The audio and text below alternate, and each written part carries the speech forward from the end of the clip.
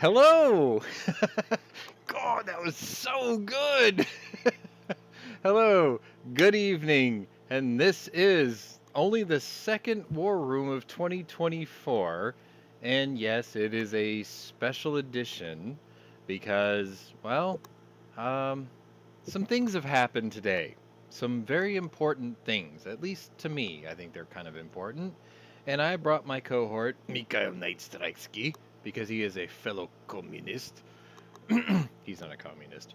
Anyway, he's Dobre live. bien. Dobre bien. He is live from the PSA gathering, or at least Hotel. the conclusion of day one of the PSA gathering. So introduce yourself and tell us how it was today. It was nice until it freaking rained. Ah, that's right. That's the got rained on. Canceled So, on the count of rain. they didn't cancel. People kept on going, but some people dipped out because they didn't want to be in the rain. I don't blame them, honestly. They're vaginally challenged. It's just Yeah, well, water. It's just water. I know. Okay. I know. Anyway, so yes, good evening, everybody. Welcome back to the War Room 2024. This is only the second episode we've done. Um, I don't have a bunch of pictures. I saved them all for Jimmy James's new intro, which he gave me a raw copy of at my request several months ago, and I just didn't know where to put it until tonight. And it took a lot of fixing. Al, your gun channel's handle was just Al W, if I remember right. Anyway, um, I had to tweak the hell out of that, but I tend to work very well under pressure. This whole idea of a war room tonight, Yeah, you should ask his boss. that's his fault, not mine. The whole Oh, there's always blame there, isn't there? the whole concept of tonight's episode didn't start until an hour and a half ago. I just I Yeah, I knew the news of the day, and I thought, yeah, maybe we should do something with it. yeah. An hour and a half ago, I was enjoying myself eating a pizza buffet. I linked him the place I went to, This and he's like, motherfucker here was we at a got to do a war room. So you know what? I went back to the hotel to get ready for the war room. So he that's how dedicated I am. he had sacrificed one of the seven deadly sins, gluttony, to be here. I wouldn't So say I don't sacrifice. so I don't have to swallow my pride and do this solo. Uh-huh. Yeah. Okay. But Oh boy. we all lust, huh? For war cuz we're greedy. See? I got 4 of them in there. The rest, forget it. No, you forgot pestilence. No, no, no, no, no, Oh, no. oh, oh wait, no. Pestilence is what we're going to be talking about tonight. Greed, pride, lust, gluttony, Pestilence. wrath. Oh, Mm. you know what? If what happens today gets responded to, there will be wrath. Lots of it. Nuclear wrath. Yeah. Possibly. But I don't believe it. I have a theory on that, and that's why we're doing this tonight. Because today is a day that will be marked in the history books. Because if you think about what actually happened today, that has never happened before on this scale, this is a history making event.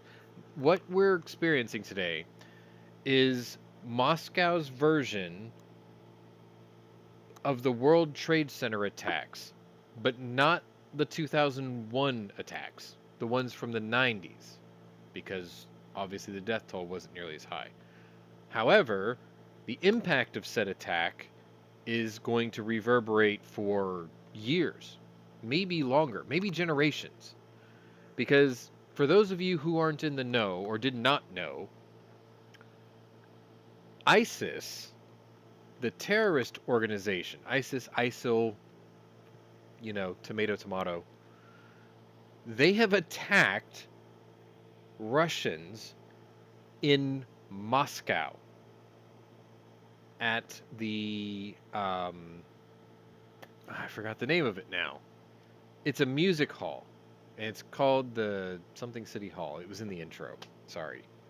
What were they playing? Muhammad's greatest hits? I don't know. All I know is people walked into the building.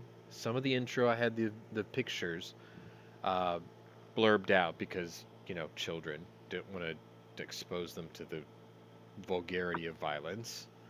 Uh, so, ISIS terrorists walked into a music hall in the western parts of Moscow, Russia's capital, and began shooting people and executing them and setting off explosives. As of the time that you are watching this, the death toll is more than 45 people. The wounded is north of 150.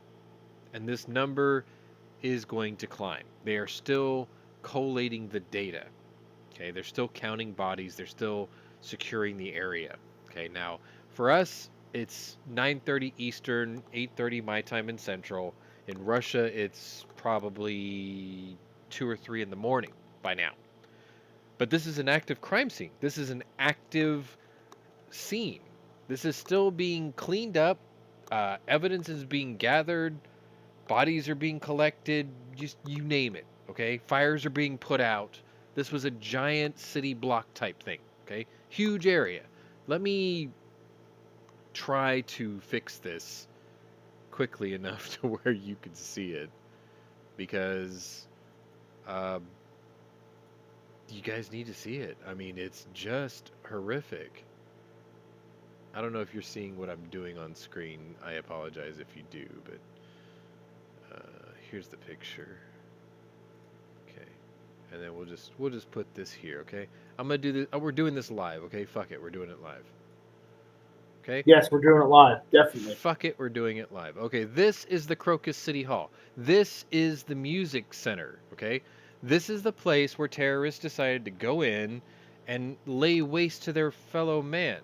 Well, not their fellow man because they don't follow their terroristic and religious ideologies. Russia's However, fellow man. right. Well, no, ISIS is fellow man. Whatever. Point is, this happened here, okay? And like everybody and their mother is responding to this. Military Spetsnaz, special forces, emergency services, everyone's there. Really, even the Spetsnaz. Yeah, this part of the intro. I had a couple of Spetsnaz guys' pictures in there too. Oh boy. Anyway, this is what happened today.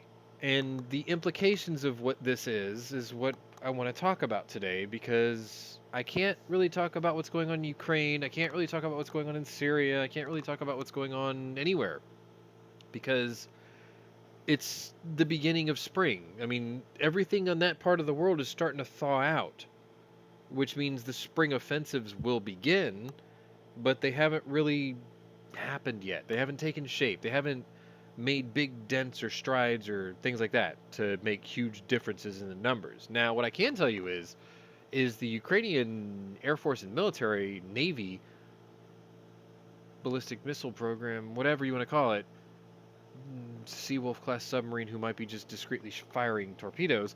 Anyway, um, they have sunk several ships in the last couple of months.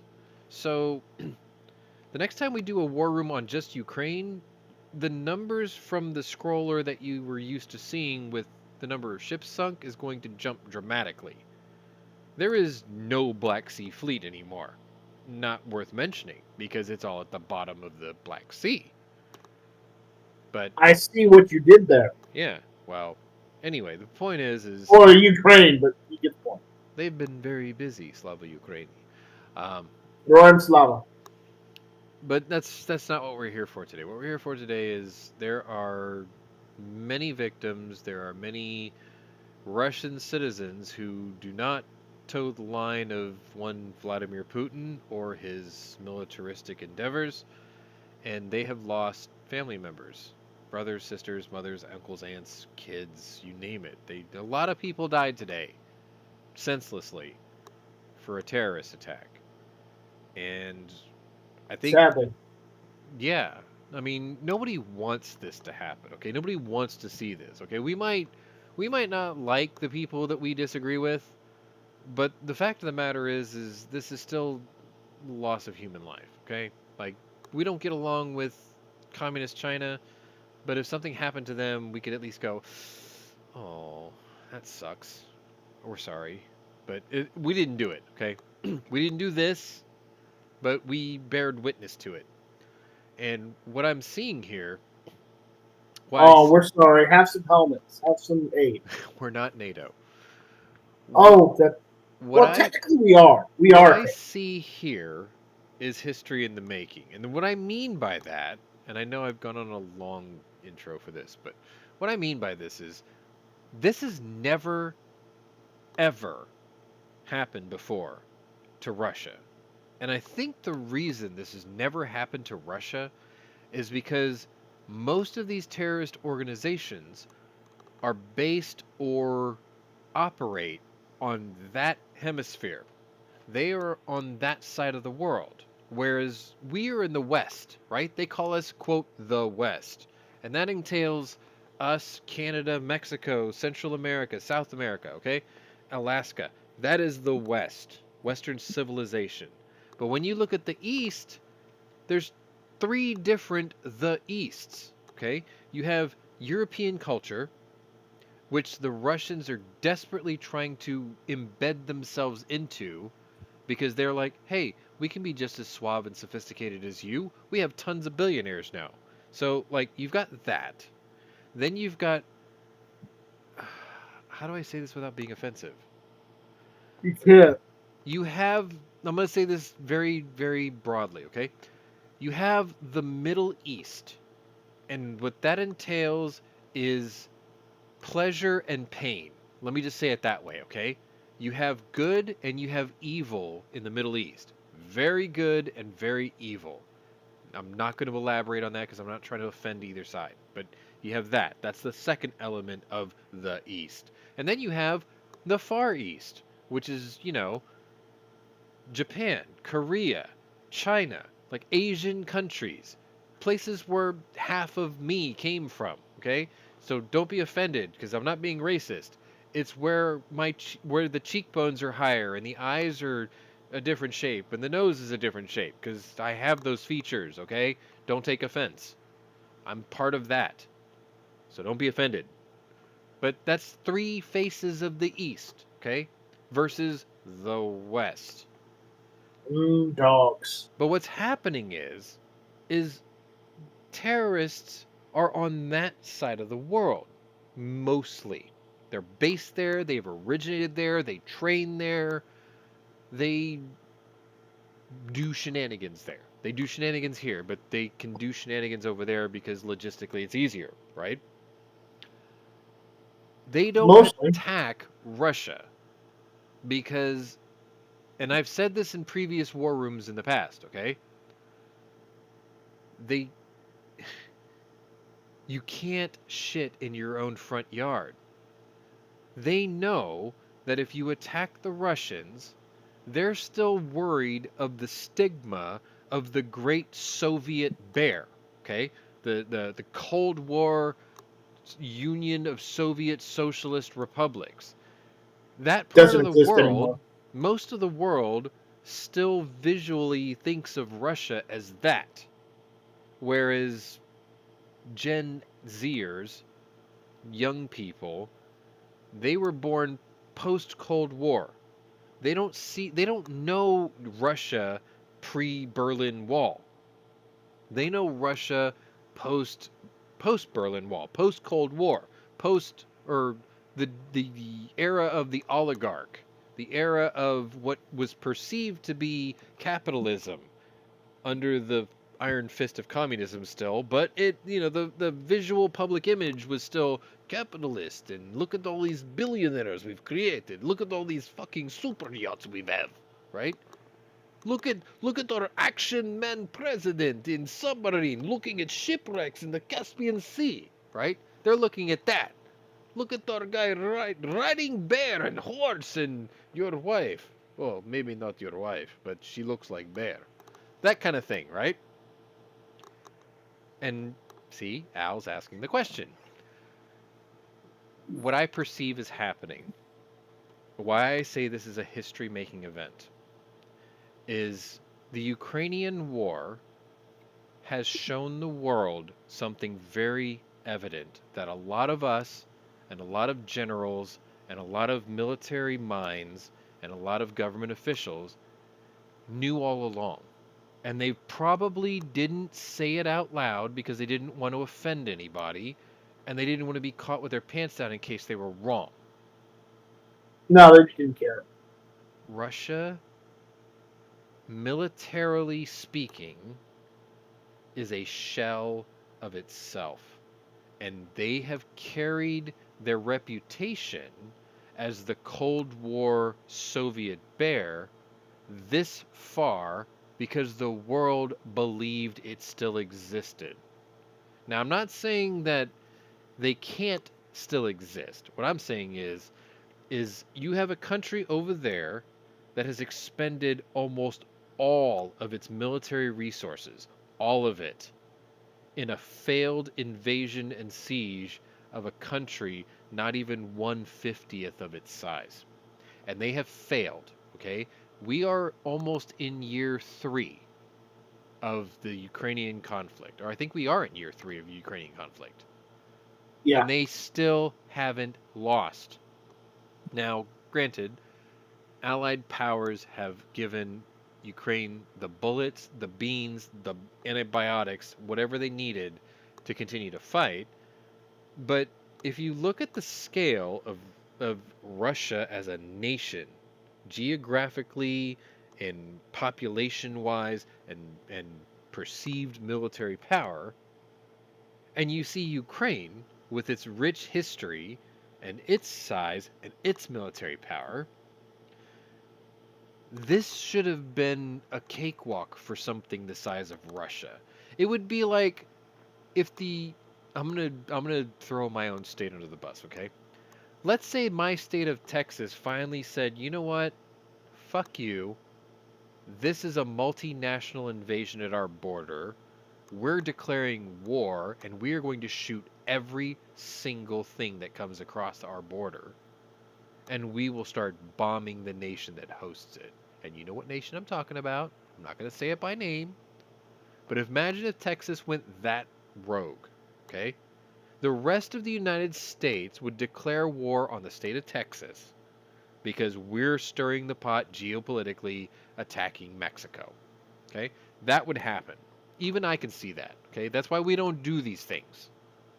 But if we had done that, the rest of the country would bear its military might down on my state and choke us out with blockades and sanctions and military actions and knock out our power and water and infrastructure until the state relented and say, okay, we give up. Maybe we shouldn't have went this far. Okay? That's what's going on in Ukraine. These were people who are just trying to survive, to be left the hell alone. And Russia's like, nope, we want yours too. We want it back. You were once one of us. We want to jerk off to 1961 Cold War map because Vladimir Putin says so. Okay? That's what's going on. Now, Ukraine's not provoking other nations like in my other example. But what I'm saying is this is a small country with small military and a rich history, and they are holding back the entire Soviet military force might. All of it. More or less by themselves. Now, let's not kid ourselves, okay? We install, quote, advisors, okay? And those advisors are probably laying boots to ass on Ukraine's behalf. That is a thing. Emphasis on the quotes. That is a thing, okay? Advisors. But, by and large, Ukraine is defending itself. Russia has expended 300,000 troops. Lost. KIA, surrendered, imprisoned, captured.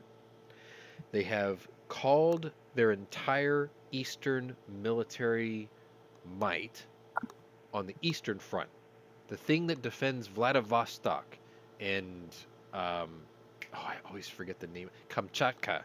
They're bringing all those forces back west to help backfill the losses at Ukraine.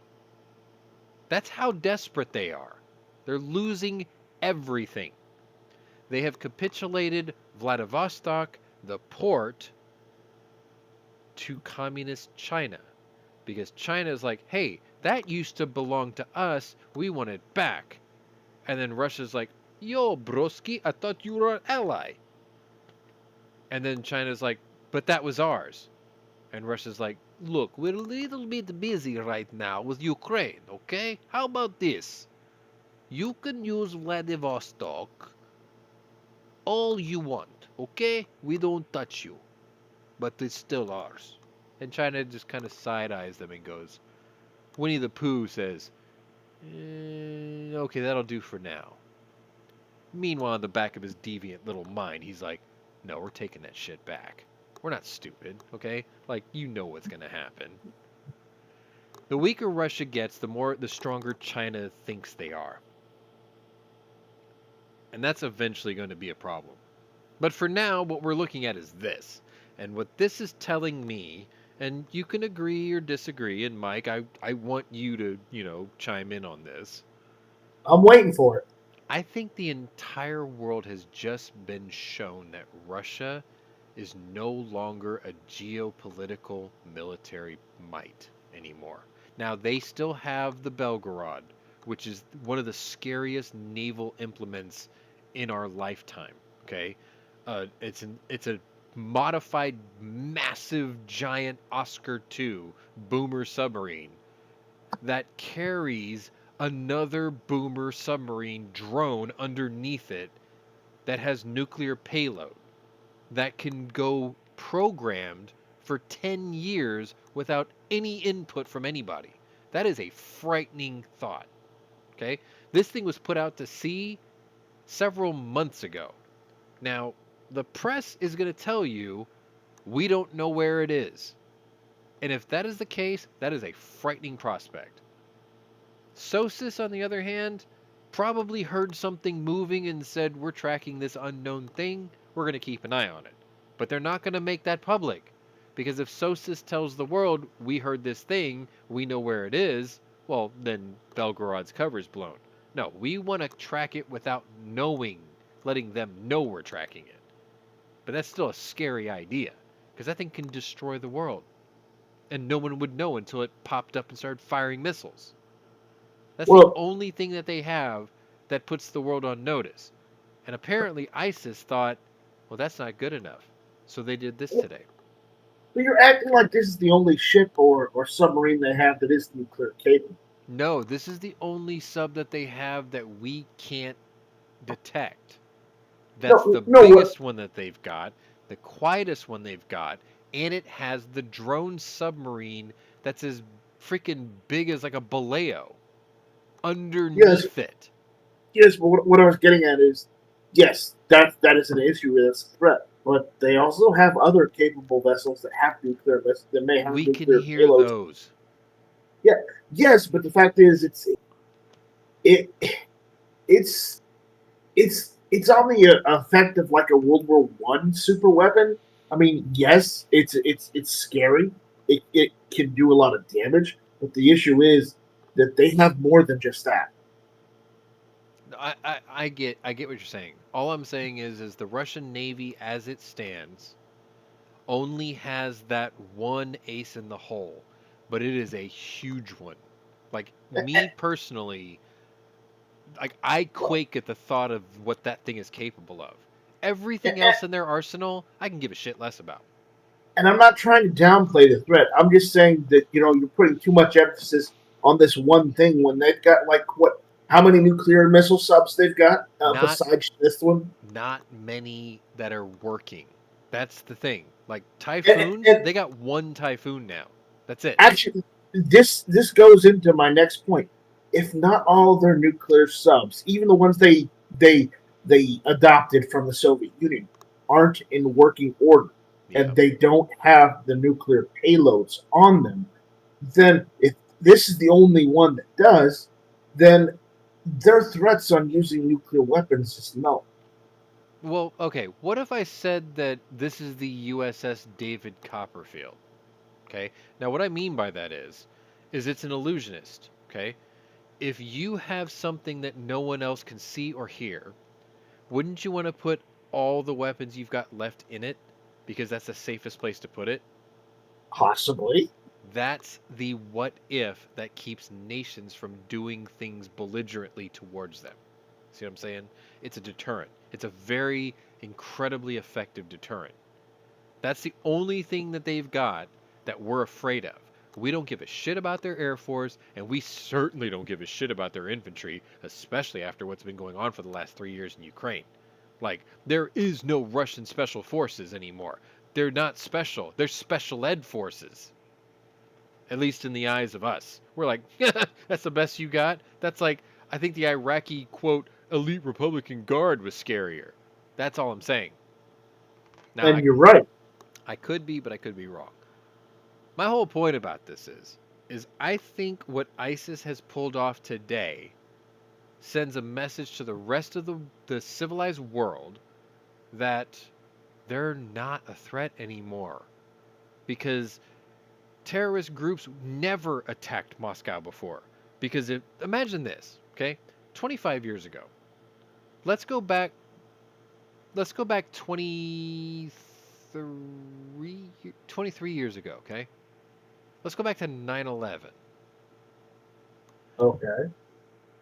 If Al Qaeda or ISIS attacked Moscow instead of New York City in 2001, and there was intelligence from the CIA to tell the Russians that we know that ISIS is based in Tora Bora in Afghanistan, right? Mm-hmm. Putin would have turned all of Afghanistan into a glowing field of glass without hesitation. And I think the fact that Possibly, yes. he would have flexed that kind of muscle and the fact that the rest of the Western world probably wouldn't have stopped him. They would caution him against it, but when they realized that he would be using a nuclear weapon on a non-nuclear nation, the rest of the world would just be like, "Well, it's at least it ain't us. Sucks to be you," right? Back then, that was a big, genuine fear for terrorist groups. Like whoever was in Saudi Arabia that might be controlling things, they'd be like, "Look, we can't. No, we live here, right?" Same thing in Afghanistan. Same thing in Iraq. Same thing in Iran. Like, why is the Ayatollah in Iran still alive, knowing what he is capable of doing geopolitically? Because we don't attack Iran because we're worried that Russia's going to attack us in retaliation for attacking his underhanded ally.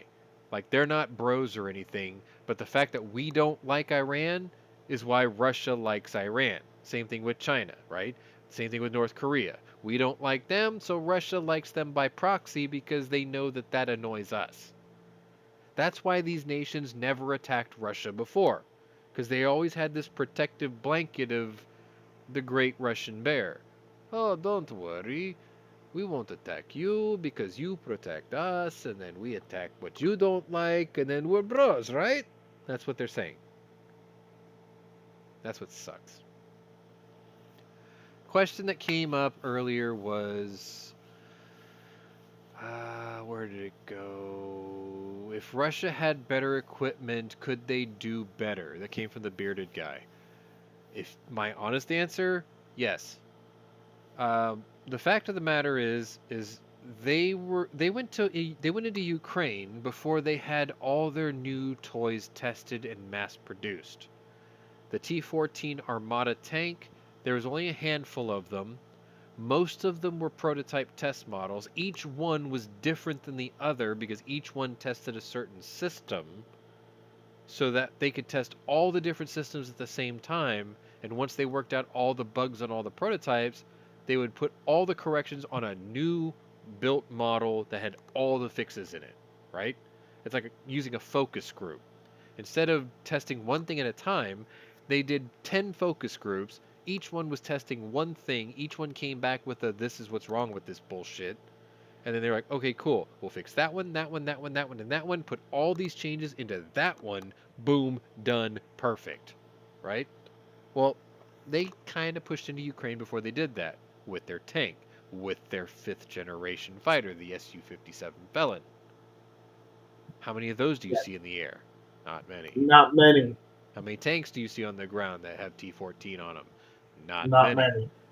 But the Israelis, not or being ever the opportunist, they were like, look, hey, anyone who captures one of these T-14s, anyone who captures a T-14, if you turn it over to the Israeli government, we will give you 200 Merkava 4 tanks in response as a war prize. That's incentive, right? We'll give you 200 of our main battle tank for one of those rare things that may or may not be worth a shit.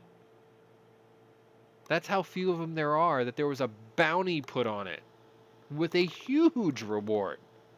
You know how many T-14s were captured? 0. You know how many have been in Ukraine? 0. You know how many are outside the border of Ukraine? 4. You know how many of those are working? 0. The Russian bear is dead. The Soviet bear is dead. And after today, the stigma of the great Soviet bear has also died. If ISIS, a third string minor league terrorist group in the grand scheme of world powers, I'm not saying they're not dangerous. I'm just saying in the scheme of world power threats, a terrorist group is a genital wart compared to the totality of other threats, right? North Korea is a bigger threat than ISIS by the numbers. And they're not that big of a threat, are they? If I hate. ISIS can stab the heart of the Russian bear in its own capital and kill this many and injure this many people and not get a military response put against them almost immediately, that means there's no response coming because they ain't got nothing left. I hate to play devil's advocate here, I but want you to. you're also forgetting this. Putin does remember this, okay? Because this is a time when, you know, he would remember this. You remember that once upon a time, before the United States was in Afghanistan, Mm-hmm. there was this country called the Soviet Union that was in Afghanistan, Yes. and even though they were the big Soviet bear, that didn't stop the Mujahideen from attacking them. Yes. And You remember that? yes, and that may have been one of the first Okay, And this and may be a Putin stretch. does remember that because that was in the 80s when he was in charge of East Germany. Yes, but Russia's ingress into Afghanistan is kind of seen on that side of the world as their version of the Vietnam War. They stuck their nose into an area that they didn't belong in, first of all, and they didn't know the terrain, and they didn't know the tactics, Right. and they got embarrassed. Now, as patriotic as you want to be, we got embarrassed in Vietnam. We had no business being there. My dad served from 1962 until the end of the Vietnam War. He was there until I think, what, 74, 75, or whatever? He was there the You realize entire time. why we went to Vietnam in the first place, right? Yeah, but the point is we had no To excuse to Vietnam be to there. bail out the French because it was one of their colonies. The That's French why. were wiped out and tuck-tailed and ran at the same And then time that we were in they Korea. pulled militarily out of NATO after. By Yes, the way. but this all happened at the same time that we were dilly-dallying in Korea, okay? This was all fear-mongering of the Great Red Menace. And if you think about it, the Great Red Menace's reputation had withstood the test of time until today. Think about it. Why would people not I think you're attack? overemphasizing the red the the boogeyman in red. No, that's the point. It doesn't exist anymore. The world Right. has just been shown that the Soviet bear is dead. Not Russia, the Soviet socialist bear.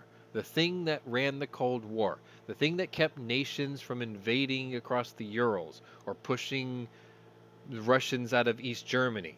Like all those stymieing fucking holding actions and police actions to try to contain the Red Menace, right? That's dead now.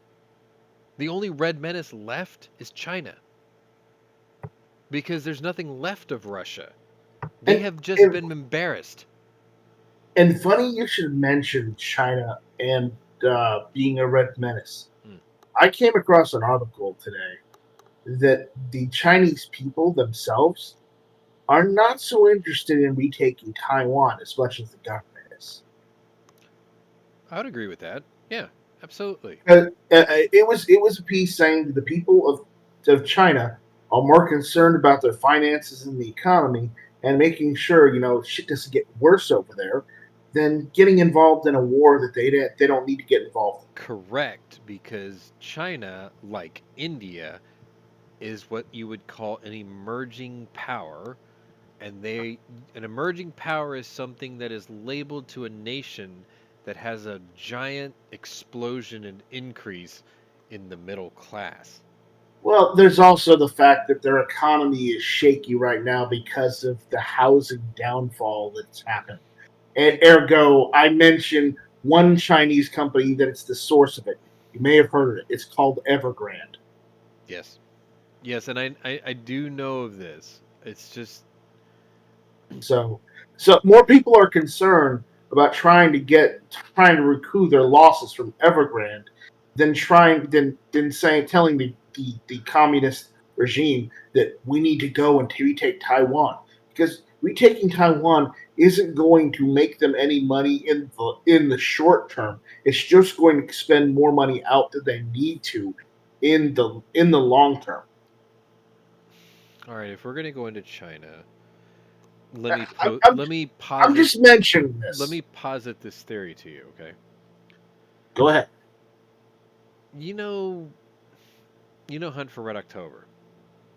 T- Dot. Tommy Thompson leaned forward in Hunt for Red October and he goes, "Son, the Russians don't take a dump without a plan," right? Which means Yes. sometimes they will do things just for the sake of doing things because that's what the party demands of it.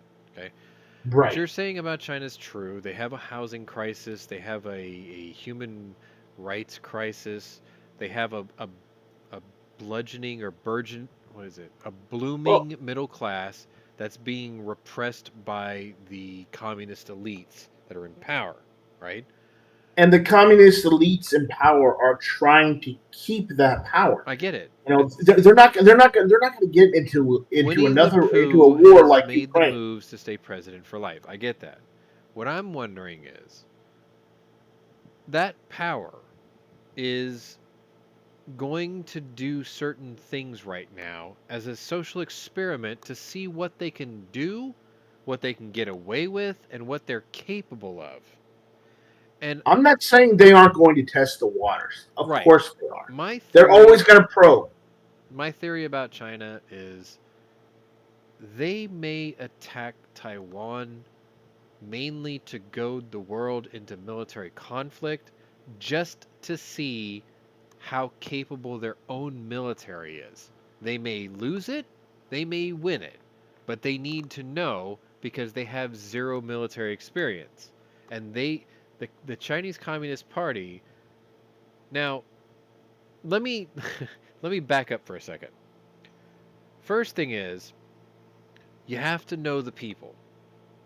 And the people, by and large, have zero empathy for human life. And they have zero empathy for life. Case in point. Some of you may have heard me talk about this in my Discord earlier, okay? I work for people who come from that country. And Yes, and no. they There's a caveat there. they lack empathy, okay? My boss, their wife, their kid, now his daughter-in-law, these are people who lack empathy. If you are not a direct family member, they don't give a shit about you at the end of the day. Okay, I worked for my boss for 21 years. Today was the first time in a long time that I started thinking I may not be here much longer because the thing I do is starting to become obsolete. And rather than trying to find the next thing for me to do for the company, regardless of how long I've worked for it, these are the kind of people who would just let you go. Right. And that's the kind of people I work with. These are the same Right. these are the same kind of people who flaunt their money constantly buying these multi-$100,000 vehicles, bring them to work every day, and then have the audacity to tell the employees that business is slow and they can't sustain. Okay, Right. But these are the you same hit the nail on the people. head earlier. Wait a minute. These These are the people aren't same going to want to. people who have a 100-yard long parking lot and their kid will do 0 to 60 in it halfway across the parking lot just to slam the brakes to stop at the other end of it because they're irresponsible. And because of that irresponsibility, my coworker's shop cat was killed this week because he ran over it at almost Okay. 60 miles an hour in less than Well, 50 yards. let me put this out there. Wait, Okay. these people have no empathy. They have no concept of human life if it's not directly related to them. And The if you people let me, of that power, of that country in power, could give zero fucks about its people in a military conflict. They will right. put them into a conflict into Taiwan against NATO and the West just to see how well they can do, regardless of how many Yes. people they lose. Because they're a But nation you of 1 billion people, they can spare a couple million. right, and the ruling party would do that. But Yeah, as I had said and before, nobody can stop it there. from the article, the base people, the actual people themselves, have, they don't want to send their children off to die in a They don't losing have a battle. choice. They don't have a choice, Mike. They don't have a choice. Okay? They would be conscripted under the threat of death. That's how it works over there.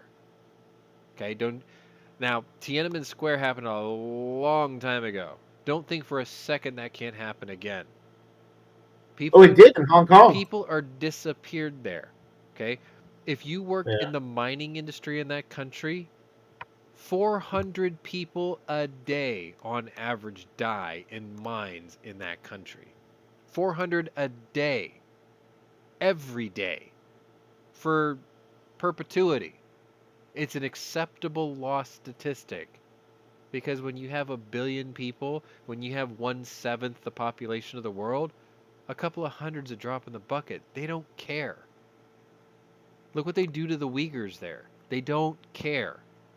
They will do this great social experiment, this great military experiment, to gain the experience so they can hone in and do it better the next time.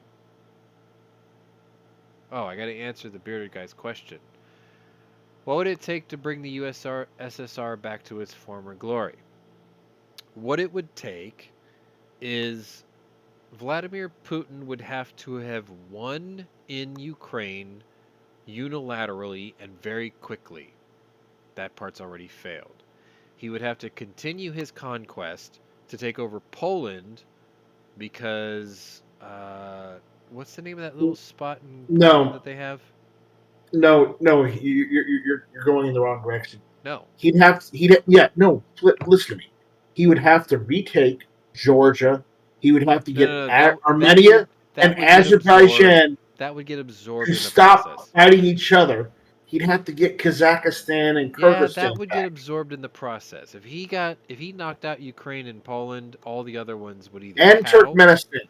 That would those little satellite nations would either cow or they would be crushed because if you surround them, then they don't have any hope of getting replenished. Okay, They if need to get the stands back at if least. any of that happened, you would start to see what bearded guy is asking, bringing the USSR back to its former glory.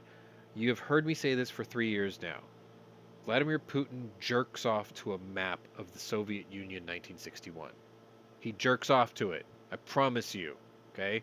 He sits on his left hand until it becomes numb, and then he jerks off with it so he could think that someone else is doing it for him because he can't feel his own left hand. Okay? Even though he's looking at it happening, he can't feel it. His hand, that is. He can feel what's going on around him. Point is, that's what it would take. If he started getting the territories that he had lost and his predecessors had lost, then you would see the USSR back to its former glory. BRICS would become more powerful, and those nations would supply each other and unionize their energy policies with oil and natural gas, and they would start to like put the squeeze on its neighboring nations. Southeast Asia would become a factor because they get a lot of their energy from Russia and, well, mostly Russia. Right. But South Africa's become a player in this. If you look at the nations that are involved in BRICS, what makes that scary is some of our neighbors in South America are part of it. And if there was ever to be a surprise invasion, what makes you not think that it would come from South America? Since our southern border is a fucking joke. That's where it would happen. Okay? Right, but I don't think.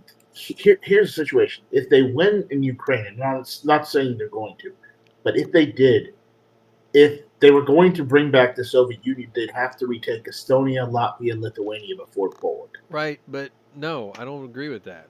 If you took over I Ukraine, do. I do because they have to if you surround took and over encroach. Ukraine, That's how the Russians operate. No, if you took over Ukraine, you have gone underneath Latvia and Estonia and most of the Estans. Okay, you've gone around them. And then if you go into Poland to get back Kaliningrad, you have now completely surrounded the Baltics. Yeah, but if they attack Poland straight out, NATO that's would Article have 5. to NATO would have to respond. NATO has proven time and time again that they can't stomach conflict anymore. There's no blue helmets anywhere. There's no NATO anywhere. They're not a military thing anymore. They're a place that gets together for luncheons and try to tell the rest of the world that they're better than you and not do a fucking thing. And if Jens Stoltenberg gets removed, then something might happen. The resistance leader of Belarus is still exiled out of Belarus. The woman, I forgot her name offhand. We covered her 5 or 6 times in the war room. Better she be exiled than thrown into a gulag It's only because she hasn't been captured. Navalny got captured. Aaron Gerskovich has been captured. What's the name of that Marine that's been there for years? Who cares? Well, his family does. Well, yes. Of course they would. Point is, if they want you, they're going to get you. She must be very well guarded. Anyway, point is, this whole point of this episode was simple. ISIS has just shown the world that Russia doesn't matter anymore. Because they were willing to provoke nuclear annihilation from that country. And they did it with no fucks given. And they succeeded. What happens if Putin decides to nuke Iraq in retaliation? We don't know if they're in Iraq. We don't know if they're in Iran. That's the whole point. After 9/11, instead of focusing on Afghanistan, there was this muddied conflict, an excuse to go back into Iraq for weapons of mass destruction. Those two things had nothing to do with one another, and yet our own government fucked it up. What do you think Russia's going to do? With almost no military resources and almost all of their infantry eradicated. What are they going to do? Nothing. Probably nothing. God, not a goddamn thing. Somebody's going to... Ross nailed it. Somebody's going to fall out of a window at a hospital while Yeah. smoking a cigarette on the 30th floor. Somebody's going to Uh-huh. have to fall out of a window. What would Oh be no, great not is if 30th someone grabbed floor. Putin by the scruff of his neck and throw his ass out of a window. Oh no. Unfortunately, Navalny's dead now. Are you gonna hand the country over to his wife? No, they're gonna give it to Medvedev. No, I'm saying for the resistance. She said she was gonna pick up the mantle and carry it after her husband was killed. He wasn't. He didn't die accidentally. He was killed. Yep. Jeffrey Epstein didn't kill himself. True. Aaron Hernandez didn't hang himself. Mm. He is a piece of shit, but he still didn't hang himself. That Russian defector didn't kill himself in the UK. He was poisoned by radiation. Yeah. You remember that one, right? Yes. And Medvedev was poisoned with radiation too, but he survived it. Anyway, Yes. tonight's episode, that was the whole point. Is I think that the world has been shown that Russia is no longer a geopolitical threat, not to the level of respect that they have been afforded up to this point. They're just not that big of a threat anymore. If They if still have the threat of nuclear weapons. it yes, but it obviously wasn't a big enough threat that a now remember, terrorist organization, right? They are a militant group that does not fly under the flag of a single nation. They fly under the flag of an ideology that's sort of like a disease that spreads across the world. Okay? That might be more dangerous because if you don't have a host nation, you don't know who to bomb, right? That's probably the biggest difficulty in all of this. Is if you're Vladimir Putin right now and you're in the Duma and you're looking at that building burning and seeing the bodies being pulled out of it, you're fucking pissed off, Ski. But that's a joke. Anyway, he's looking at that, and how does he respond? Because you know what the biggest insult of all this was? We called Russia. The United States military intelligence contacted Russia and said an attack on your country was imminent. We have reason to believe that somebody's going to attack you. And guess what? It happened. We knew and we warned them. It was part of And my they did intro. nothing. It was part of my intro. Go back to the beginning of this video. Watch the intro. It says, we warned Russia. And then it happened anyway. How is Putin going to respond to this? Who's he going to blame this on? Who is he going to drop bombs on? Because if it's ISIS, guess what? They're everywhere now. On his side of the world. They're in Afghanistan. They're in Iran. They're in Iraq. They're in maybe Saudi Arabia. They're definitely in Syria. They're probably in Turkey. Who's not to say that there's still some in Chechnya and half the Istans, like you pointed out, right? Mm-hmm. Who's he going to take out for this? Nobody, because he doesn't have a rogues gallery. He doesn't have a public enemy number one for this. No, he doesn't. So then he's gonna look like a fool. Because now his intelligence network, which wasn't he part of military intelligence for the KGB? Doesn't that further show the world that this guy doesn't know what the hell he's doing anymore? Do you know how much credibility has been lost? This is why I said today is history in the making. Because the one thing that Russia lost is everything. And because of that, I'm going to play this. Because we've made 1 hour. I promised Mike that we would not carry this on for too long. And I'm spent. I've said what I've had to say. I'm going to let you all stew on this. Leave comments, please. Like, join the Discord, join the channel, leave a comment, subscribe to this channel. If you're new here, welcome. If you're a regular here, welcome back. Either way, check out my other playlists, see if my other interests are of interest to you. This is only one of my interests, and this was history in the making. This was the War Room. I want to thank you all for watching. Slava Ukraini, even though this had nothing to do with Ukraine today. Heroyam Slava shall not be infringed. And we'll see you all later.